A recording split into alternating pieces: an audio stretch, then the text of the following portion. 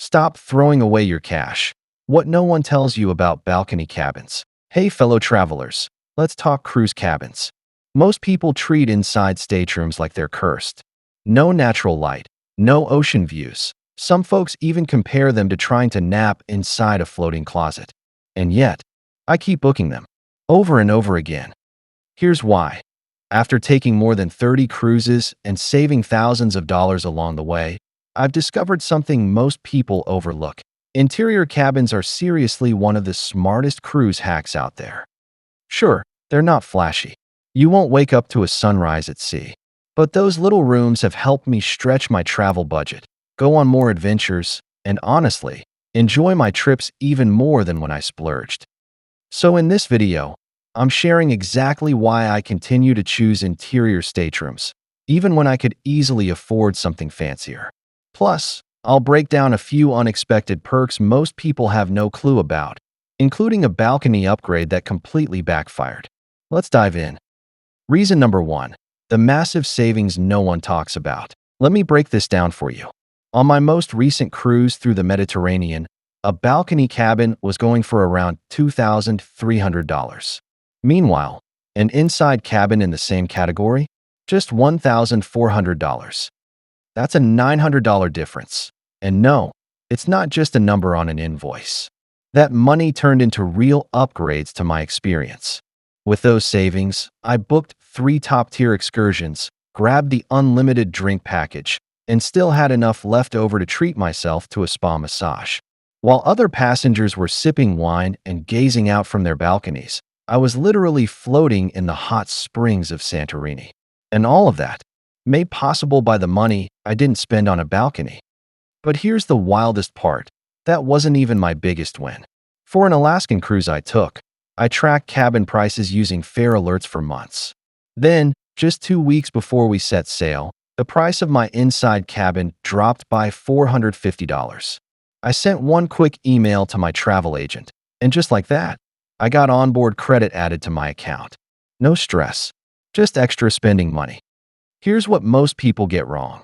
They assume that paying more equals a better cruise. But on ships, that's often not true. A balcony might sound nice, but ask yourself, are you really using it enough to justify the cost?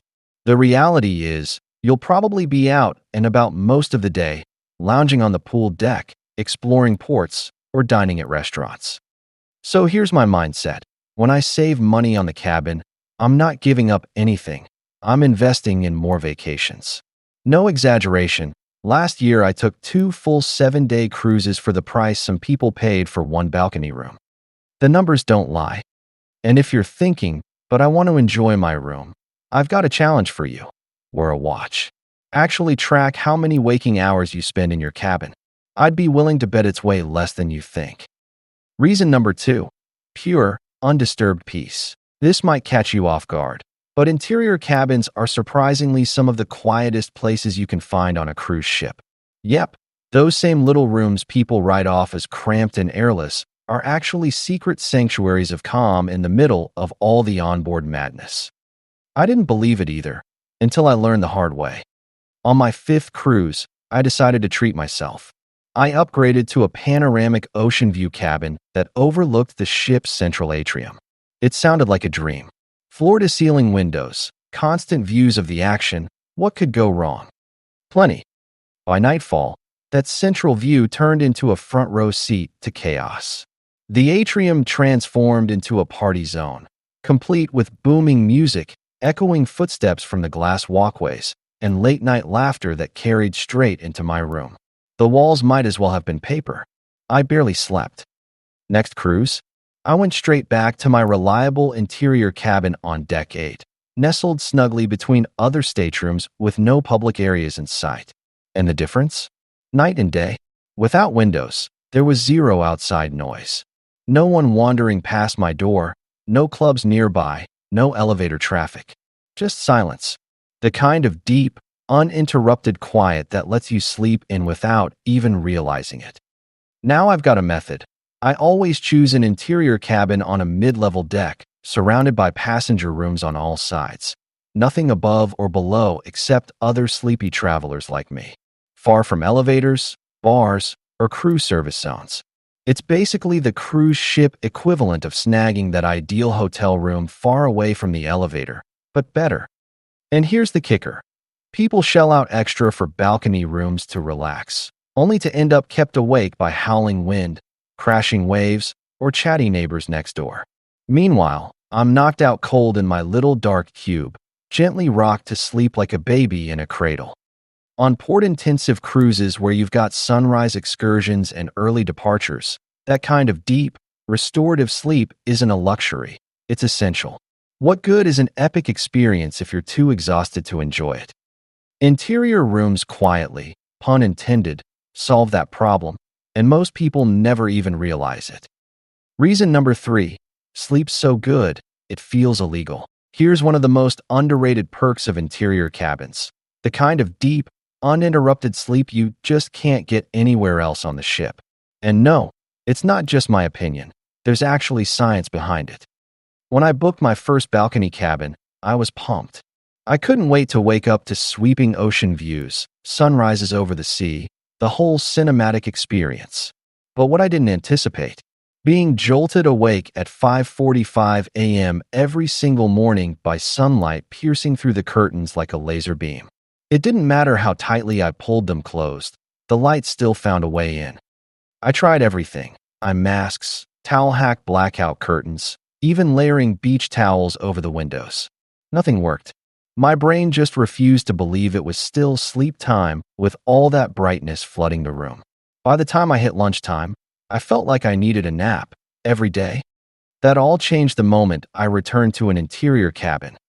No joke, I slept like a rock. 8 hours straight. No light leaks. No shimmering reflections off the water. No confusion about what time it was. Just complete, soothing darkness. It felt like sleeping inside a perfectly quiet, pitch-black cave. And when your cruise days are packed with early morning excursions, beach trips, or long nights of onboard fun, that kind of sleep isn't just nice. It's necessary. Here's the magic of interiors. They let you sleep whenever you want, and your body actually listens. Want to crash at 4 p.m. after a hot day at port?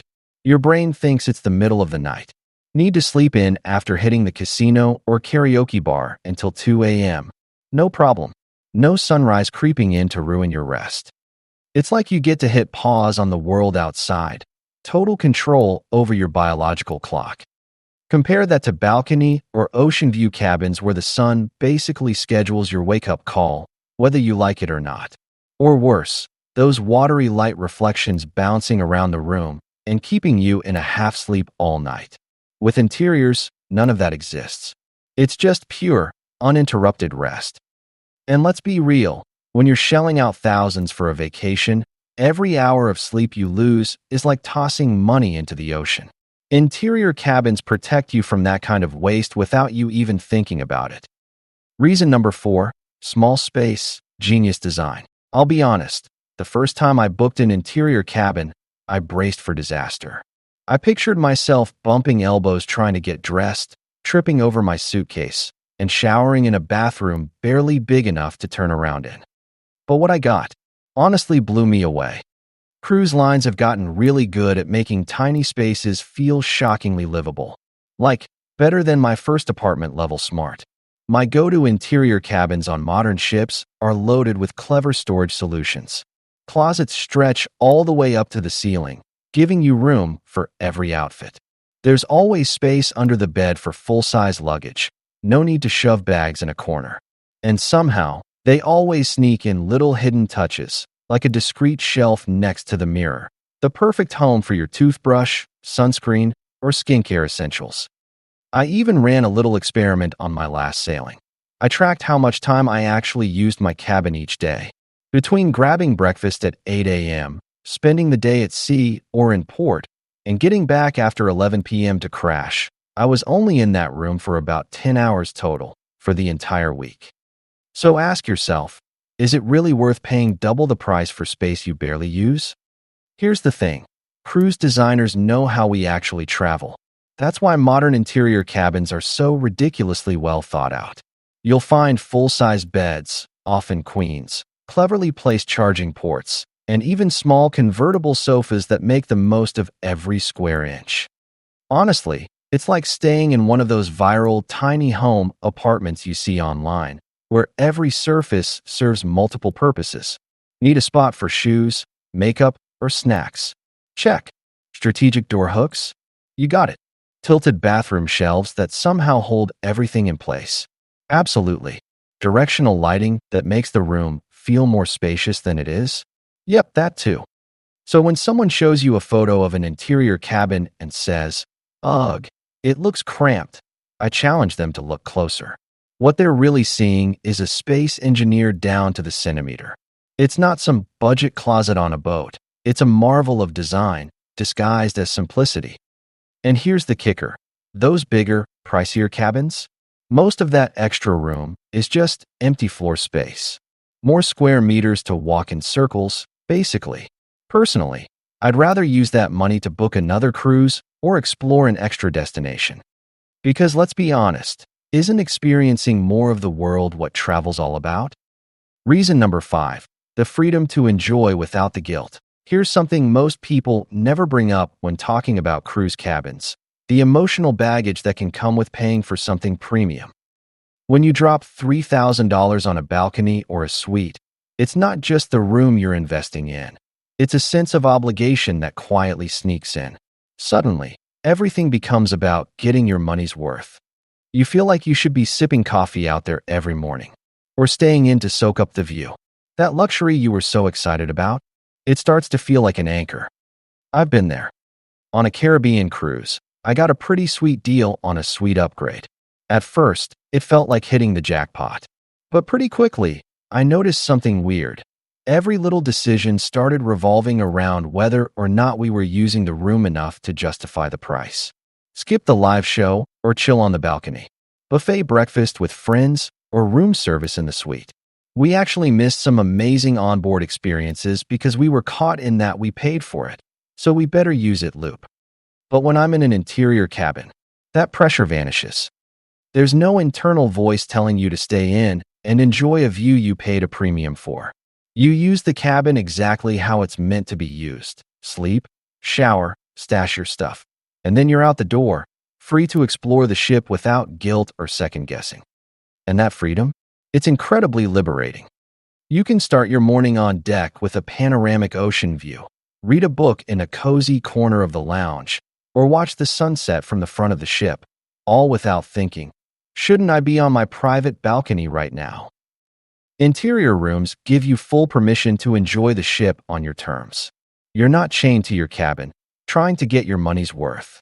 You're free to experience everything. And that mental freedom turns out to be one of the best perks of all. Because when you let go of that invisible pressure, something beautiful happens. You realize that the most unforgettable cruise moments rarely happen inside your room, no matter how upgraded or luxurious it is. Bonus: mind-blowing cruise tech you didn't see coming. Okay, brace yourself. This part almost feels like it belongs in a sci-fi movie. Some of today's interior cabins actually offer ocean views without having real windows. Sounds crazy, right? The first time I experienced it was aboard a Royal Caribbean Quantum-class ship. I walked into my cabin and literally had to blink twice. In front of me, a floor-to-ceiling curved screen was streaming a live feed from outside the ship. Real-time ocean views, from crashing waves to glowing sunsets, and even the ports as we pulled in. Now don't get me wrong, it's not the same as having a balcony. You won't get that sea breeze in your face or the smell of salt water drifting in. But if you're even slightly claustrophobic, this digital illusion of openness can be a total game changer. Norwegian Cruise Line has taken it even further. Their solo traveler cabins include high-definition, virtual windows that mimic daylight, giving you the mental boost of natural light without any actual exposure to the sun. Let me share a personal example. I once booked an interior room with a virtual balcony on Harmony of the Seas, mostly out of curiosity. To my surprise, it ended up being my favorite cabin to date. Waking up to a virtual sunrise, not the blinding 5 a.m. kind, but a soft, calming one, was a revelation. I could check the weather outside without leaving my bed. It helped me plan my outfit, my excursions, my mood. It was convenience and comfort bundled into one very cool piece of tech. This kind of innovation is shifting the game. It's no longer a black and white decision between balcony or dark box. These virtual view cabins offer a middle ground. You pay interior prices, but get some of the psychological perks of a windowed room. Does it fully replace the balcony experience? Of course not. But for those cruises where your cabin is just a place to crash, it's like hacking the system. And the best part?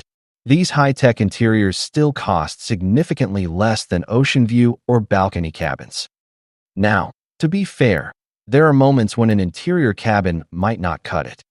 If you're sailing through jaw-dropping scenery like the Norwegian fjords or Alaska's wild coastline, where the entire experience revolves around what's outside your window, then yes, paying extra for a balcony makes total sense. I learned this the hard way on an Iceland cruise. As usual, I booked an interior, only to watch other passengers spot whales from their balconies while I sprinted to the upper deck and squeezed in at the railing. In that moment, I got it. Having your own slice of the view? That's powerful. You also have to know your travel style. If you're someone who loves slow mornings with coffee and a book, or who craves a private corner to recharge from the crowds, then yeah, that upgrade might be worth it. I know couples who swear by balconies for exactly that reason. It becomes their little bubble to reconnect. But here's the real question to ask yourself. Will you actually use that balcony? On a 7-day itinerary with 5 port stops, how many daytime hours are you really in your room? On one Western Caribbean cruise, I did the math.